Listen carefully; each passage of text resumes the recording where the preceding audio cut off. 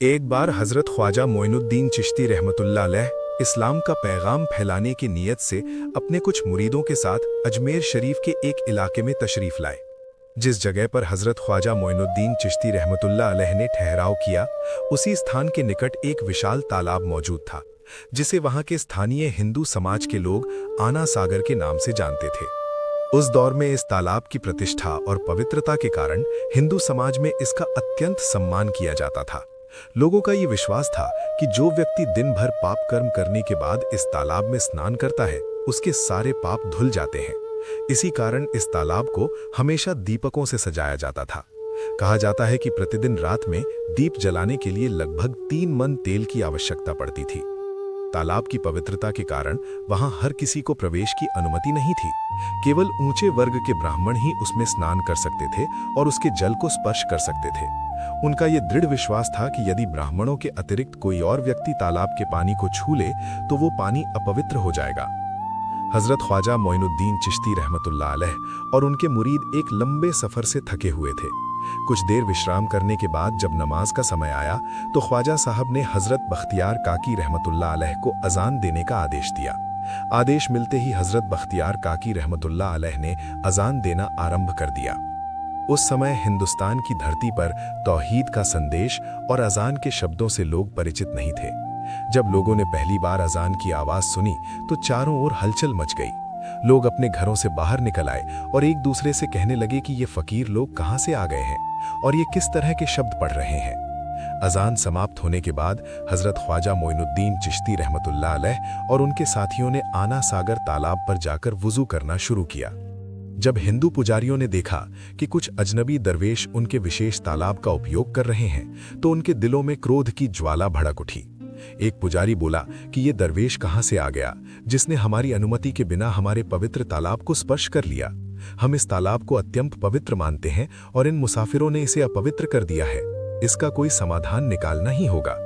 इसके पश्चात हजरत ख्वाजा मोइनुद्दीन चिश्ती रहमतुल्लाह अलैह ने अपने सभी साथियों के साथ जमात के साथ नमाज अदा की।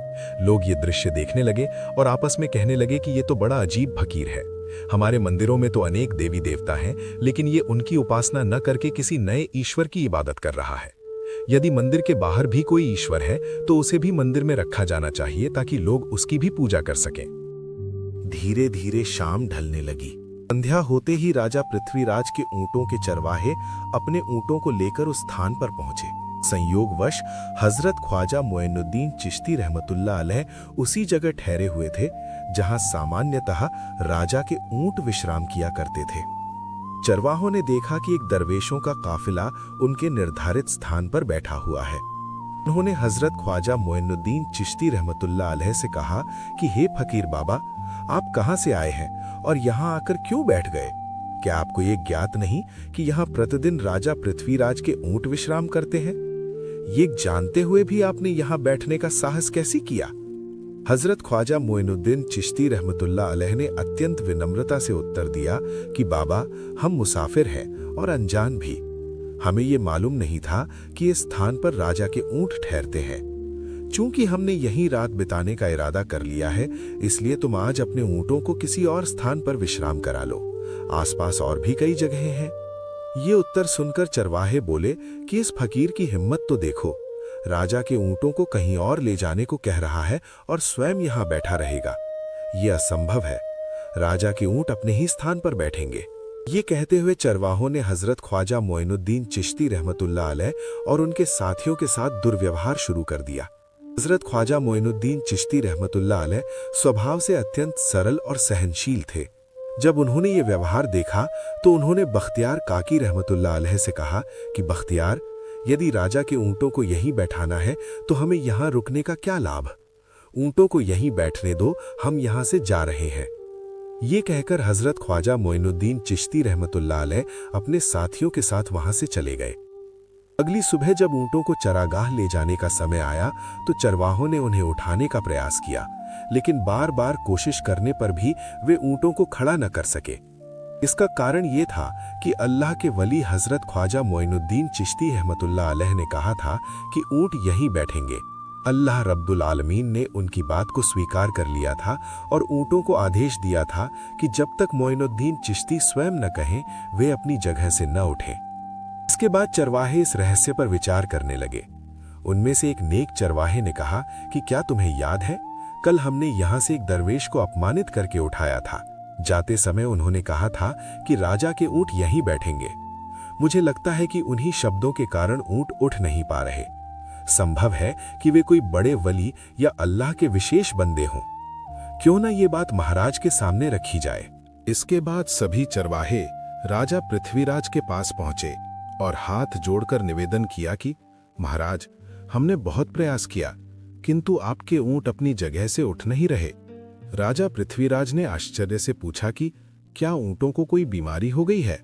चरवाहों ने उत्तर दिया कि महाराज, ऊंट पूरी तरह स्वस्थ हैं। तब राजा ने पूछा कि फिर वे उठ क्यों नहीं रहे।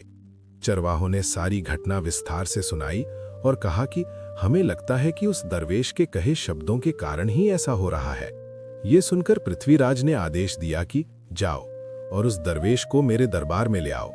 जब हजरत ख्वाजा मोइनुद्दीन चिश्ती रहमतुल्लाह अलैहि दरबार में पहुंचे तो राजा ने पूछा कि ए दरवेश, तुमने मेरे ऊँटों को क्यों पंगु कर दिया?